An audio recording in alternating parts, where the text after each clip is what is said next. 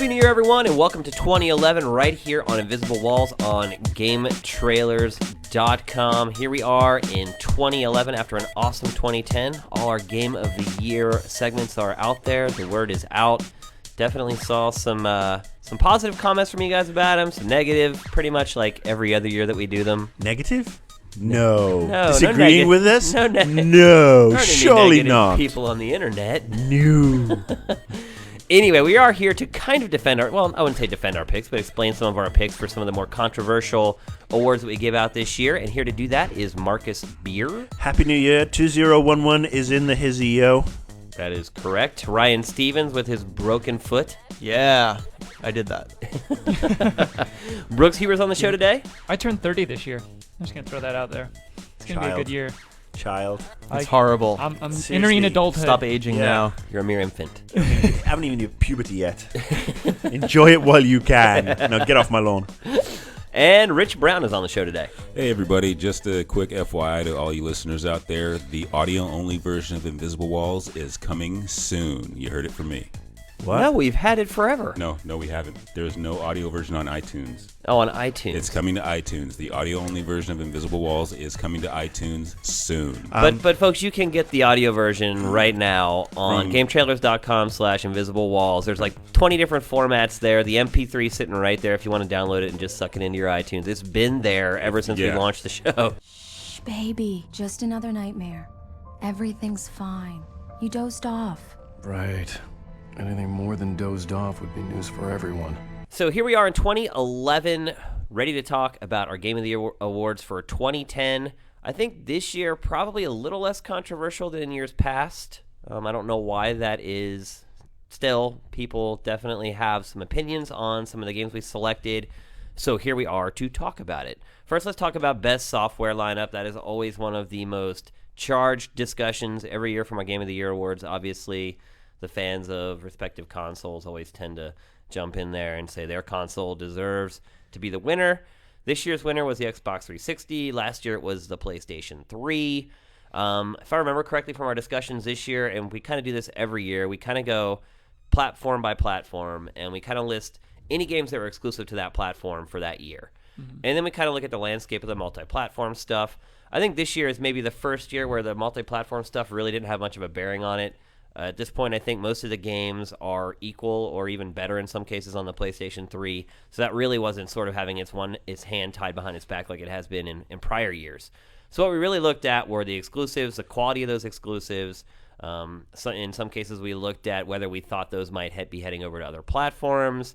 All that kind of ties into the discussion, and it was a pretty close race, as it usually is, but I think once we really wrote down like the games that you could only play on each platform, the Xbox 360 really came out the definitive winner. It did have a really good year. And Xbox Live was a little bit stronger than PSN's titles this year as well. Yeah, and that's true. One thing I think I did notice about all our discussions this year is how much the downloadable space is starting to play into the awards, especially for this one in particular. And it's getting murkier and murkier. I mean, we're seeing like Crackdown was out less than 6 months before it became...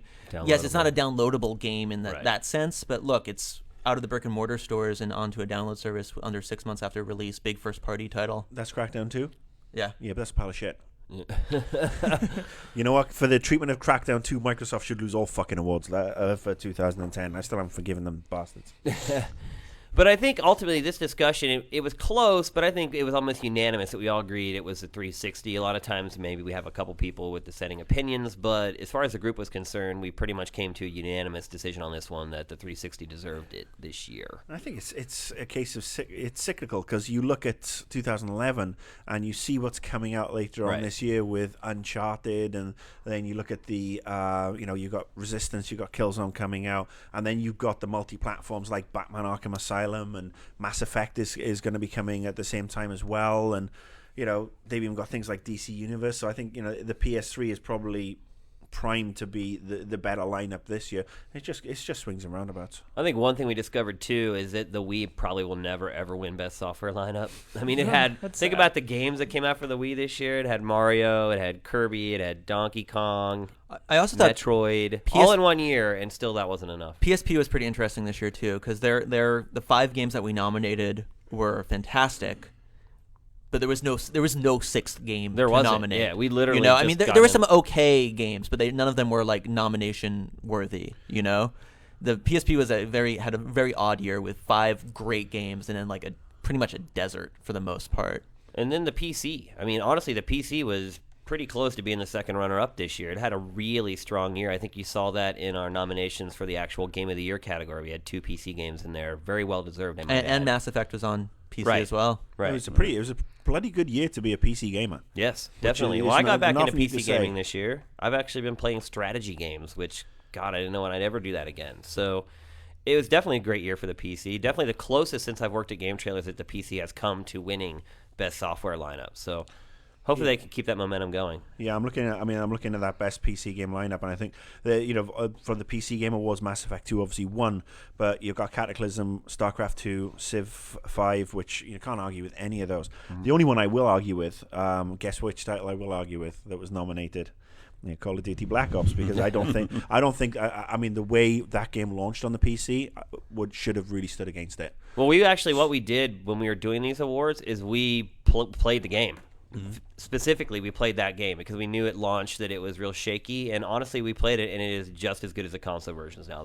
Actually, it's better because you still have all the mod support and dedicated servers and things like that. So we were very conscious of that when we were working on the awards. We made a point to go and download the latest patch for the game and make sure that we gave it a good whirl, and it actually held up really well. It was really good. So that was something that we did look at as we were working on these. And then another one that was, I guess, kind of controversial, best multiplayer game. Some people were complaining we didn't have Bad Company 2 in there. That was a really tough category, I think. So many games have multiplayer in them these days. You really, really have to put your best foot forward if you want to make it. And I think Bad Company 2, while I did enjoy playing it online, I felt it was kind of derivative. There wasn't really a unique hook to it. Really solid and really good, but not particularly that hook in it that would give it sort of that nod. And as a kind of quasi-meta genre award, it's a little murky because you see like first-person shooters in there, and then all of a sudden there's Warcraft standing in there, and it's not exactly apples and oranges, but it's a little bit like that. You know, it's a crowded. It's an overstacked variable. Well, there's so many different kinds of multiplayer too. There's competitive, there's cooperative. I mean, it's like it is tough to look at all those disparate elements and put them all into one category and say this one is better than the other. And is this one of the first years, I think, in a long time that a shooter hasn't won best multiplayer? Yeah. And it just goes to show that, multiplayer is not it's not capture the flag, team deathmatch, team King of the Hill. It's not the domain solely of shooters. Although I'm disappointed that Farmville didn't really get a nomination. I'm going for Cow Clicker myself. But Is that true multiplayer, though? I mean, can you poke your friends and say, please come water my crops? Well, I think EA and Activision are in a Cow Clicker war right now. Yes. So who are you going to back? Oh, we'll talk about that one in a bit. Yeah. No, I don't understand the internet's frustration over Rock Band 3 being in the best multiplayer category. And I'm like, what better game is there at a party? There is no better cooperative game, really, than Rock Band. I mean, the feeling of accomplishment you get when you have all the different people playing all the instruments and doing it all well. Exactly. And you get a really good rating. After you finish that, you're like, wow, I feel like we did something together. I guess it could be the same as any sort of like fanboys where some people are Guitar Hero people, some people are Rock Band people. That's just the way it is. Some people are just like those really bizarre new one with the strings attached that you plug directly into your TV. Power Gig. Power Gig. That's the one. I don't know. I think in some sense, like as we saw, like the plastic instruments didn't do so well this year. I think in a way that kind of like Tony Hawk had his dynasty for 10 years. I think people are maybe getting a little bit over it. Well, it's funny. I was watching a TV show the other day.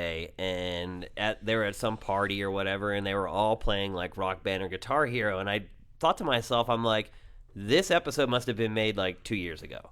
Was it Veronica Mars? I don't even know. I was just flipping through the channels and I saw it, and instantly I saw it, and I'm like, this show is dated. So it just kind of shows how over the last 12 months, just the subconscious perception of that genre in general, for me personally, has completely shifted. To me, it used to be cutting edge, blah, blah, blah. Now it seems like something people used to do at parties instead of what people really do at parties today. So let me throw something out there on this this whole music thing, because obviously it's been down to death. It's been very expensive to produce. Maybe with the advent of Kinect, that music games will start to come back into vogue and start selling because you don't need the big plastic controllers. You literally, it's like air guitar. So what's the odds some twat at Activision will have a game this year for the Kinect called Air Guitar Hero? I think the odds are great. Do I want to play that game? No. No. But are you the target demo? I think you better patent that. I mean, isn't Dance Central the best-selling Kinect game? It is, yeah. Yeah. By quite a margin. I actually have a friend who who's in a air guitar band. And they use, this is 5 years ago when it was a little harder to do. But How does that work? They use a lot of like VJ software and lots of okay. cameras to like read fingers and stuff. So, but they perform and stuff. It's kind of funny. That's I don't probably know. the way, that'll probably be the way for a lot of these, these games that have sort of like moved into this peripheral-driven section. You pull the peripherals out and you go to like Tony Hawk. Now, the next Tony Hawk game, it will probably be a Kinect one where you're jumping around. Yeah. Oh God. Yeah, which will, I'll be playing that. That's the probably. correct response. yeah. And then I saw some comments and people were like, oh, Rock Band won whatever awards it won because it's owned by the same company. It has nothing to do with it at all. Well, and then I saw people who complained that we put the editorial disclaimer on the video. We do that so you won't complain. It's That- They're gonna transparency. complain no matter Transparency, what. exactly. Oh, yeah. It's not needed anymore, is it? Yeah, so the word today, the early rumors are that Harmonix was sold today for $50. Yeah, everybody. I saved up my Christmas money. We chipped in. Invisible Walls now owns Harmonix. Yes, indeed. So, Rock Band Misfits next week. Yeah, that's it. Finally done. no, we're gonna just do all British bands from the '60s and '70s. I think they've already done those. Oh, that's right. They've done the Beatles. No, Rolling there Stones, goes the what's that Beatles. next? Rolling Stones. Damn it! Yeah, but $50. Apparently, the company that Mick bought Jagger in, them, like, a which is wheelchair. We got you in a wheelchair. Yeah. with his lips. which is not a typical video. Like the company that bought it, I had never even heard of, and they're not a big player. They're not. It's not like Activision bought them or any other video game publisher bought them. It was just some random company bought them. They're basically assuming, I don't know if you want to call it debt, but they're assuming all the licensing fees they have for the music that they use in the game, and they're also taking on the responsibility of all the plastic parts that they have sitting in warehouses somewhere. So ultimately, MTV got underneath a mountain of debt. They sold it for $50. That was almost just, just It's not necessarily that, though. As you said, it's more like negative equity in a house, Right. really, isn't it? I Yeah, they're mean, getting a tax break out of it though. Yeah. Yeah. So- As it turns out, they're going to end up making a lot of money on their time that they owned. So Harmonix. we can now state categorically that next year, Guitar Hero 4 will not get any awards from Game Trailers. You mean Rock Band? That one too. No. I think what you'll see is that we're going to end up probably reviewing Rock Band the same way we always have. You're Well, gonna 3 see- weeks late Without a because nobody will disclaimer. send it to you. Yeah. Actually, you know what? You might actually get it earlier this time because they might have a decent PR team. Yeah, here's actually burn. some irony in the whole Rock Band thing is that often we were treated like second-class citizens by the PR team that ran that game. Our competitors would actually get better access to the game than we got. So while everyone out there says, "Oh, you guys are, picking favorites with Rock Band," we actually got shanked in a lot of cases on Rock Band. Not that affected our opinion of it either. I'm just saying that we looked at that game across all these years that Harmonix was owned by MTV, Same with Dance Central. just like any other game. Same with Dance Central. And I think our review of Dance Central was probably one of the lower ones on the internet. Is that right? I don't go on the internet. Yeah, I don't know why you would. That's so 2010. Anyway, so no more disclaimers. I'm glad about that because there's always something that I had to be very anal about. I'd have to make sure I went into the edit bays and make sure that everything we did about one of these games Well- had that editorial note on it. But maybe Deadliest Warrior 2 will be, really good. Right. No, it's a horrible game. So anyway, Rock Band 3, totally deserving of best music and rhythm game. I can't see where anyone would have an argument against that. All the stuff they added to the game, I doubt we'll ever see another one. This is probably what you got right now is what you're going to get. You're probably just going to get DLC from here. Who owns the rights to the name? Rock Band? I don't know. It's That's a good question. It's probably part of. It's probably the deal. Harmonix. I'm assuming they can. Okay. I would assume, unless they were really dumb when they signed the deal with MTV, which I don't know anything about. So basically, we can expect a Rock Band 4 at some point. And the cool thing about a Rock Band 4 is, I hope they really sort of expand on it where, they'll, as well as selling regular music through DLC, they sell new characters, Yeah. skins, if you will. So we can look forward to Rock Band 4 skins. Oh, I saw what you that was a really long setup for Yeah. a really lame joke. There's actually I never said it was any see good. what you did there. There's actually an Oi band called the Foreskins. Yeah. There is one topic that one Game of Year or anti-Game of Year award that really sort of like spoke to me, and that's the most disappointing game. Mm-hmm. I like this. And I wonder why. I haven't played Castlevania, but just to see the two, Final Fantasy 13 and 14 on the same list. Double dose. Yeah. It's like, hello, Square Enix, you better wake the fuck up. Together, they're Final Fantasy 27. Final Fantasy fail is what I call it. Yeah, and it's interesting that you're looking at 4 of the 5 titles there. Konami, 2 from Square Enix, and 1 from Nintendo. I mean, that's 3 of the biggest powerhouses of gaming for the first half of the last decade, and things have gone a little bit tits up, really. I mean, well, actually, disappointing. A lot of complaints about this award as well. Well, because people read the word disappointing and they think worse, and they don't actually listen to what we say. Meanwhile, the very first sentence of that segment says, "Disappointing does not mean bad," but people just don't even listen. They just look at the picks. They look at the picks. They go straight to the winner. Castlevania is not a bad game at all. It's a disappointing game. Right. We had high hopes for it. It wasn't as good as we had hoped it would be. And Final Fantasy 14 is a bad game. Is a bad game. But it's also disappointing. Right. And let's say that the Star Wars The Force Unleashed 2 is a fucking atrocious game. Right. It's an abortion of a game. It's a rectal discharge of a game. Should I continue? Yes. A poop? Yes, it is. It's basically a poop sock of a game. It's a poop on a disc. Yeah. So just because we put them in disappointing doesn't mean we thought the games were bad. I saw a lot of Castlevania fans in there saying that they love the game and didn't think it deserved to be in there. But our hopes for that game were really high. In fact, we had nominated it for a bunch of awards beforehand from E3 and most anticipated and blah, blah, blah. Same thing with Metroid, too. We were really looking forward to that. Yeah, Metroid, again, a really good game. But the last 3 Metroid games have been absolutely amazing. Literally top-shelf products. This one, notch below top shelf. Still a really good game, but disappointing nonetheless. So that's kind of where that category fell out, so to speak. And now let's talk about our Game of the Year category. Always sure to raise some ire among the fans. Well, I don't think PC gamers have got anything to complain about this year. Yeah. I mean, we have 2 PC games for our 5 nominees for Game of the Year. Very well deserved, I would add.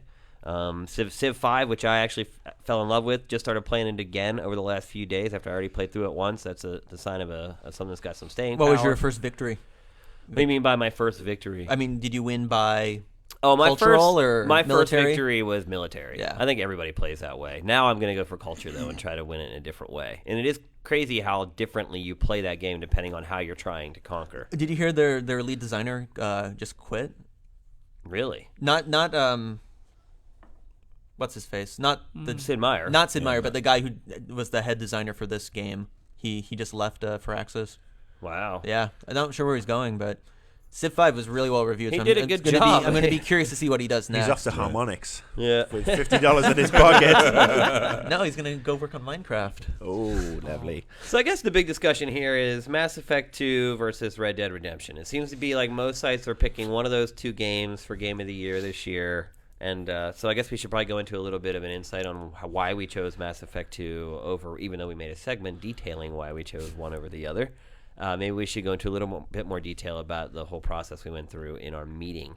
I think a lot the popular sentiment among the editorial team was that Red Dead, and I hate to say it because it's a cliche, but everyone says it's Grand Theft Auto on a horse. And I think a lot of people on our editorial team really felt that way, that while it had a good story and it was fun, they kind of lost interest in the game over time because they felt like they started going through the GTA 4 grind.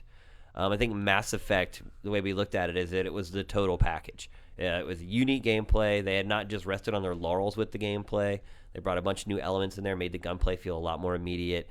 Story, probably the best of the year. No matter who you are, it's hard to disagree with that. Well, a lot of people did. Yeah, but story is always an interesting thing in video games. So subjective. I often wonder too if people have actually played the games that were nominated that they're arguing about. I'd say 9 out of 10 times. No. I've seen people bitch about the story and say that the gameplay's better. And obviously, on the subject of story, you did make a comment a couple of episodes ago before Christmas about how all story is crap in video games. And I think you meant that with a certain level of irony, and I don't think people got that. So you may want to sort of like just tell people that you were just fucking around because people just got up on their high horses and act like twats. I wasn't fucking around.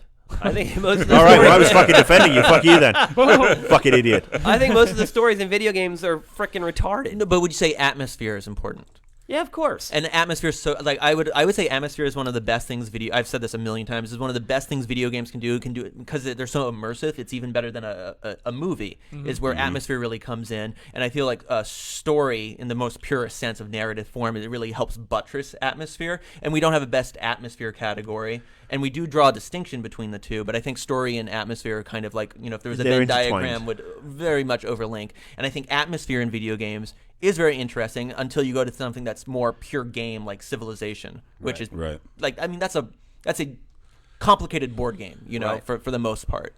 But I mean, even if you look at games that like a lot of people think have great stories, like Heavy Rain, like that story's bullshit. There are plot holes all through it that ruin the whole thing if you're smart enough to see the plot holes. I didn't like Heavy Rain, but let's have a look. StarCraft 2 has got a pretty good storyline.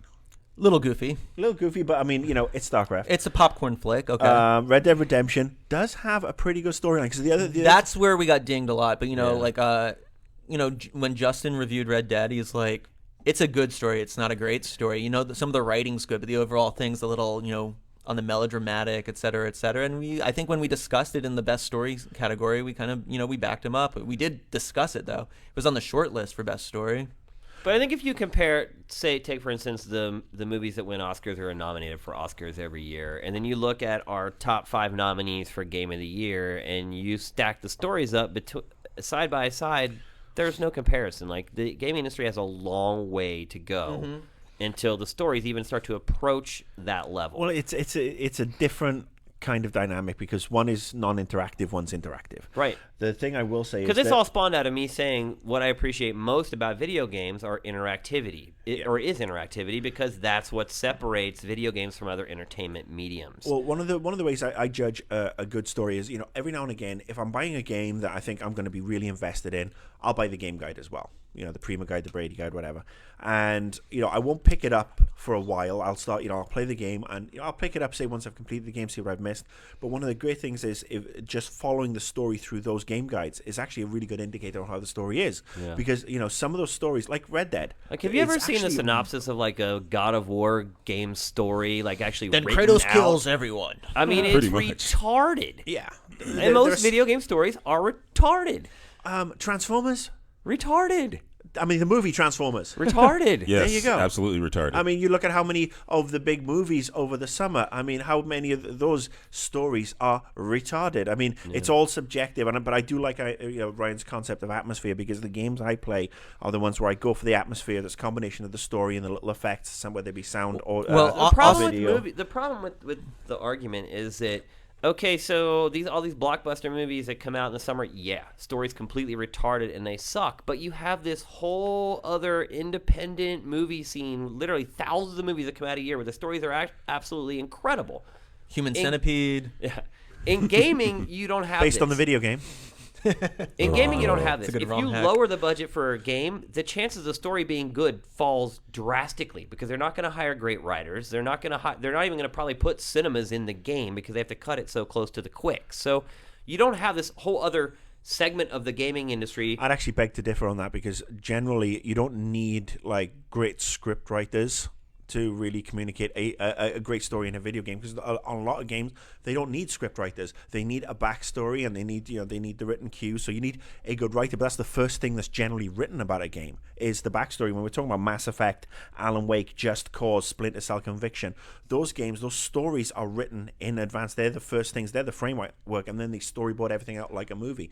If the budget is being cut, well, you won't have enough time for 3 or 4 passes using the latest Unreal tech, or you won't have, be able to afford top quality voice actors. So stories is one of the earlier key components that go in. Any of the games that I've worked on, it's always been the story that's been there first and foremost, and then you build everything around it, and that's the way it works. So I mean, I think there are a lot of games. Red Dead had really good story. Mass Effect for me was a real step forward in the way it executed the story. See, why I like games and stories like Mass Effect is because it brings the interactivity of our medium into the story. Which all of our story nominees, except for Halo, did. Right. Like, I'm looking at the list right now. Fable, your actions totally affected the story. Yep. Fallout did that as well, and wasn't even as black and white as most games usually are. Yep. Halo Reach, great story, but you just went through it. Heavy Rain, obviously you affect the story, and there's not really any sort of kind of like moral quandary there either. It's just like get through it, react. It was a lot of like reaction to the story, which was an interesting thing because it's not something you really win. You just go through it. You can't really lose Heavy Rain. And look, I get it.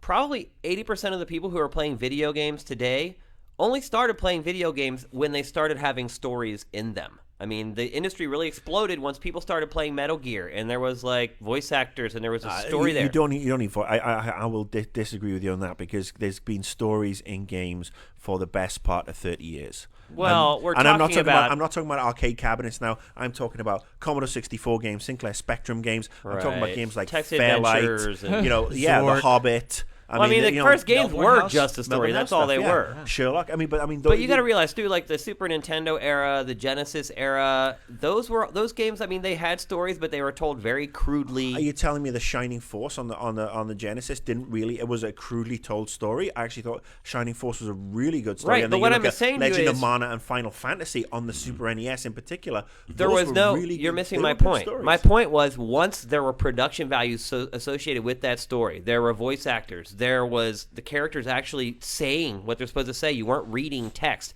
That's when most people started playing games. Up until that, it was a hobby that people like us participated in. But that's nothing to do with story. I mean, voice actors and cinematics. That's nothing to do with story. I mean, you could. Let me rephrase it. More immersive the more it the became voices. like a movie, the I'm more just splitting people hairs like with you because video we haven't games. had a good fight in ages.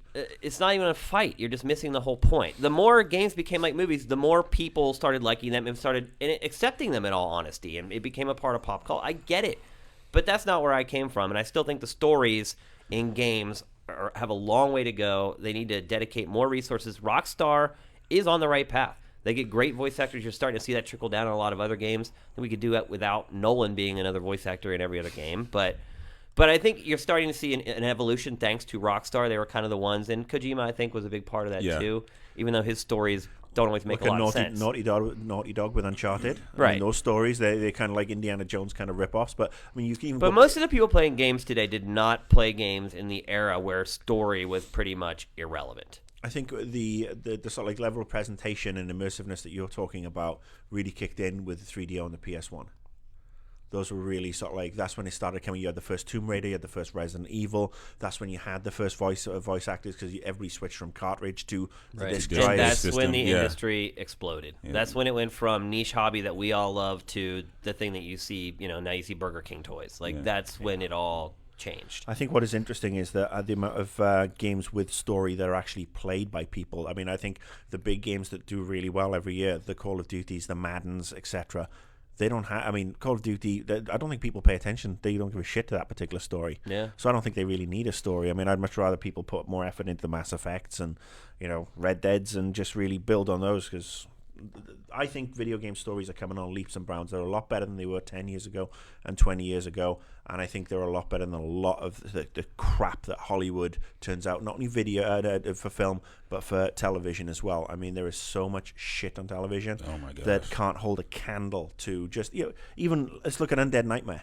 Red Dead Redemption's Undead Nightmare. That was such a cool, scary, funny, fucking great little expansion pack. Right. And it just had everything all in there and was way better than 90% of the dross that came on over Halloween, all Halloween specials or Halloween movies that came out this year. What Halloween movies were there? Saw 76. Yeah. Doctor Who Yeah, but Marathon? you don't. But you're not. You're talking about stuff that goes into the theaters and that people mass consume. There's this whole other industry of people that make films where the films actually have great stories, and there are blockbusters too that do have great stories. I mean, in my opinion, games just still have a long way to go. Do you have a moment to talk? I always have time for you, Commander. All right, so this week a story came out stating that basically the Nintendo 3DS will blind your children. Well, if you listen to the Wall Street Journal, read the Wall Street Journal, apparently, what Nintendo actually said was that they don't recommend children under 6 have 3DSs because their eyes obviously are still growing and are still, still evolving. They also say that if you do have, children, whether they be teenagers or younger, that you limit the amount of time they play the 3DS for continuously because, again, it can cause issues with the eyes. So they were actually being very sensible and were being very smart and responsible as a software publisher. And then, of course, Fox Media and all their retard people Rupert decided, Murdoch. So basically, descended from Australia. yeah, and then of course they brought, How can I ruin their fun? Well, they dragged Sony into it then because obviously the first batch of 3D games, are available for the PS3. Well, that's my question. So it seems to me that they're singling out Nintendo for this. When isn't it actually the same problem with watching a 3D TV for more than 30 minutes or any kind of 3D? Or even back on or the is it just the proprietary technology of the 3DS? But even on the Virtual Boy, it had the built-in 15-minute break thing when you played it. I think it's just a case. It was a kind of slow news over Christmas, and video games were obviously again the #1 seller, and I think it's just another case of these certain sections of the mainstream media who don't know their arsehole from their elbow deciding to go and just say, oh yes, we know people will have bought Wii's and DS's and PS3s this Christmas. Let's scare the parents stupid and tell them that these machines are going to end up anally molesting their children and all the usual bullshit that we get great. over here. Thanks a lot. Now I got to think twice about taking my kids to see another 3D movie because it's going to damage their eyes when I've already taken them to see one. That's my question. Do you guys know the answer to this? Is it Nintendo's proprietary technology that's the problem, or is it just 3D in general? So that should they have put out a warning saying kids should not go see 3D movies? Well, Nintendo put out the warning with regards to the 3DS. And then that's and from that warning, and it wasn't even a warning; it was an advisory. Right. And from that advisory, then the Wall Street Journal, the Daily Beast, was it Shalom Daily was one of the links I found. Bless them. But it then came out that the uninformed journalistic masses decided to pull this all into everything 3D video games. But no, they didn't talk about movies.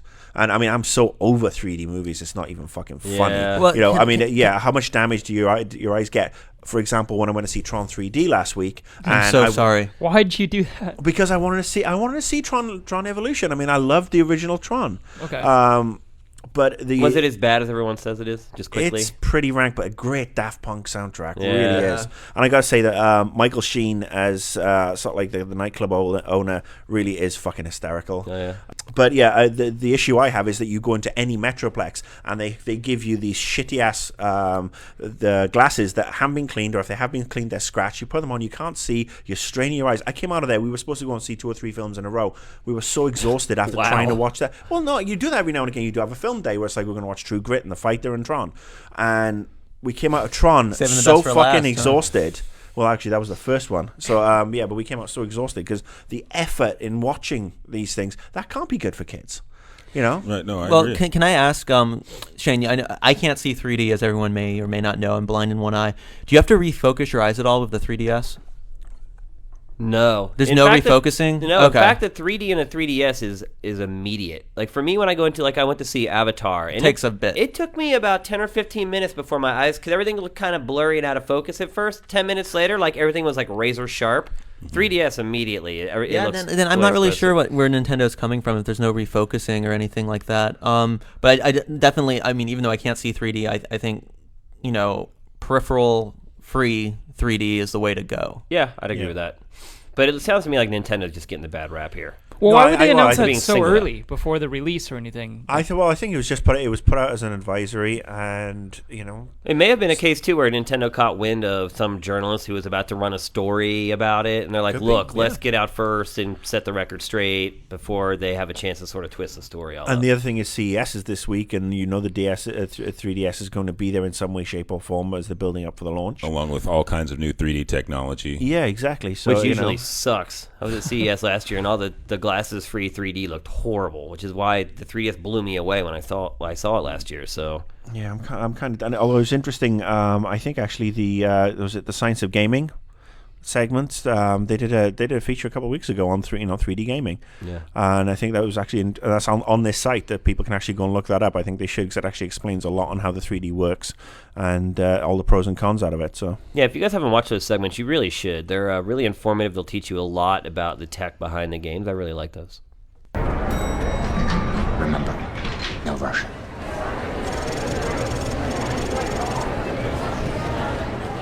All right, so the last part of news for this week, there's been some movement on the Activision versus Respawn lawsuit. Marcus, what is the deal? So, in the best spirit of Christmas, literally the week before Christmas, Activision extended their lawsuit against Respawn to include Electronic Arts, claiming that there'd been 6 months of tapping up that they were in advance that they knew of before Zampella and West left. Now, this obviously made big news on a very quiet news week just before Christmas. Now, what's come out this week with the papers that have been released is that. The reason Activision have done this is now, by including Electronic Arts, their original court date of May this year has to be reset because there's a new plaintiff to be brought in, or a new, whatever you call it, which means that Zampella and West and Respawn, who are basically paying for their own legal defense out of their own pockets, these guys are running out of money. Yeah. So, but once they named EA, couldn't they then utilize EA's lawyers? Well, I think they're too set. It's like too separate. Yeah, I'm sure EA will probably come to the rescue, because EA would love nothing more than to crush Activision and beat the shit out of them. But I think it's just, it's a what really sort of got me today when I was reading about the knock-on effect and how this is affecting the running of day-to-day running of Respawn and their finances, because like I said, they're paying out of pocket for their own, and have been for a while, is how fucking mean are Activision. The week before Christmas, $1 billion worth of mean. Well, yeah, there's a shitload of just nasty ass underhand business fucking tactics there. Where the week before Christmas, Zampella and Ward probably, and Respawn just wanted to put it out of their minds. Let's have a nice Christmas. Let's go back to it in the new year, and then boom, you've not got to worry about this over Christmas when things like your business is potentially at risk, your home's at risk because you're spending all this money, and it's not like they're not poor, don't get me wrong, but they're not. At least they have a home. They have homes and they have money, but they're not exactly rolling in it, because let's face it, the money they were owed on Modern Warfare 2, Activision didn't fucking pay them, and that's part of this whole, that's part of this whole deal. They'll end up getting it, I'm assuming, though. Yeah, but they have pretty pennies, but do they have the 50-60 million that they were promised from Modern Warfare 2? Do they? Fuck, why? Because Activision stiffed them. So I'm just throwing this out there that as this is part of perhaps an education process that everybody who listens to this show, who is a gamer. I don't want to be all like touchy-feely, hippie responsibility, love each other. But, when you drop $50-$60, thank you, Ryan. No problem. Ryan patted me on the shoulder. But when you drop $50-$60 on a game, think about who you're giving the money to. Think about, just beyond the GameStop or the Target or the Best Buy or Amazon, when it goes to Activision, take a look at it. There's a lot of movement in like food and, like coffee and stuff, fair trade and all that, and making sure you don't go and screw people over. Next time you buy an iPad, and I'm a prime example, I didn't think about it when I bought my iPad, but the iPads are all done by, built by Foxconn in China, where they have this huge suicide rate because the way they treat the staff is really shitty. Everything that we buy is made in China, and pretty much every single warehouse in China is just like that. Yeah, and I think it's just literally it's one of those things. Days, sleeping on site. Yeah, well, it's just now moving into the new year. Be a bit more aware. Everybody needs to be a bit more aware before we look at stuff. And it's not just if you're going to buy a game, you're not just buying a game. You're basically supporting some really dodgy shit going on and how it impacts other people. And I think the problem is if you dig deep enough, you're probably going to find dodgy shit at any company that you investigate. Yeah, more than likely. There are a few, and I'm not saying boo-hoo. I'm not saying, oh my god, it's so upsetting for EA. And Zampella and West may have done a couple of dodgy things themselves, and this is coming out. So, but I'm just really the timing of that just smacked of just being absolute cocksuckers. Well, it's like Nintendo. I guess it was a couple years ago, information came out that said that for each employee that they had, that employee was worth like $1 million of revenue. Don't quote me on that. It's like 1.3. It was like an insane amount of money per employee. And then they looked at the actual average salary of those employees, and it was just puny. So, I think if you really start looking at the financials, the bottom line is this industry is generating sums of money that we really can't even comprehend in our minds. You cannot really comprehend what 1,000 millions is. And when you start talking about money that big, I guarantee you there's some shit going on behind There's the shit scenes. going on everywhere, and this is a business at the end of the day, and we're all in it to make money. I mean, you know, we all love working for Game Trailers and, you know, playing games and talking about games, but we all got to get paid. Everybody's got to get paid. But I just got, Not you know, the interns. fuck the interns. Speaking of which, No. What I got to say is that, you know, just Jesus Christ, did they have to be such assholes? Did Activision have to be like that right before Christmas, extra like, level of assholes? I mean, you know, people losing their jobs before Christmas. I mean, you know, there are staff reading about that, wondering, oh my God, am I going to come back after Christmas? I've spent, you know, I spent a couple of grand on stuff for my kids or whatever to give them a good Christmas, and we're supposed to be a great turnaround. And like I said, I'm sure it'll probably work out, but I mean, I'm just getting really, really sick of Kotick and his attitude. Just to, you know, just now getting sick of. No, I mean, it's getting to the stage that I wouldn't piss on him if he was on fire.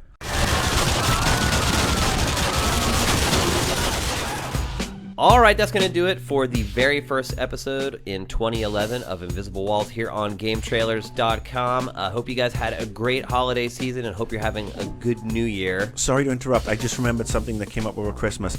On one of the shows before Christmas, I incorrectly stated that The Old Republic was coming out on 360 because I thought it was on 360 and PC.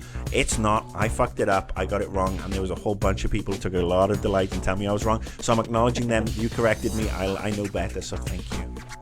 I still think stories suck in most video games. Anyway, thanks for watching. Thanks for listening, folks. We'll see you here next week. Invisible Walls is up and out.